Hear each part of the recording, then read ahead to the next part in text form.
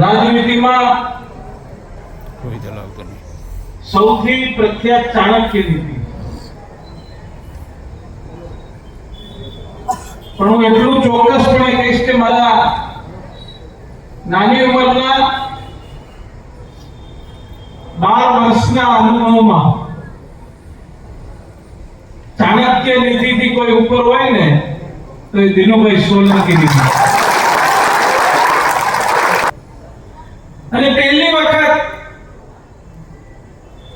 હું એમને રૂબરૂ મળ્યો અને તે દિવસે હીરા બાપાને એવું કીધું કે હીરાભાઈ, આ છોકરો કોણ છે?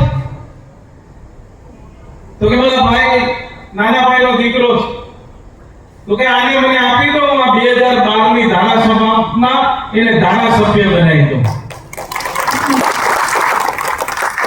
અને 2012 માં હું ધારાસભ્ય થયો નાની ઉંમર. ત્યારબાદ 14 ની લોકસભાની ચૂંટણી આવી અને એ સમયે મારે ચૂંટણી લડવી નથી. મારું બીપી હાઈ થઈ ગયું અને અચાનક એ ચૂંટણી મને લડવાની હતી. મને ગભરામણ થતી હતી. રાતના 1:30 વાગે એસ્પ્રિન ગોળી લઈને આવ્યા અને રાતના મને કે કાંઈ ચિંતા કરમાં, ચૂંટણી આપણે આરામથી જીતી જઈશું અને હવે બીપી થાય સામેવાળાના હાય, એટલે તું ચિંતા કર. 2019 માં ટિકિટ કોને આપવી કોને નહીં બધા વિચાર કરતા હતા. અને મને એક દિવસ ફોન આવ્યો એમનો કે તું ક્યાં છે?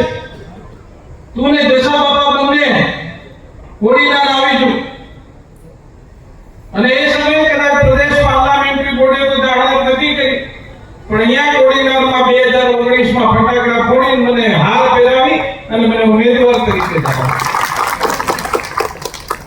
અને ચોક્કસપણે કહીશ કે રાજા તો બધા બની શકે, પણ રાજા બનાવવાની તાકાત હોય ને તો એ દિનુભાઈ સોલંકીમાં. અને હું એના માટે એક શબ્દ બોલી અને મારી વાત પૂરી કરીશ કે દિનુભાઈ સોલંકી કાલે પણ રાજા હતા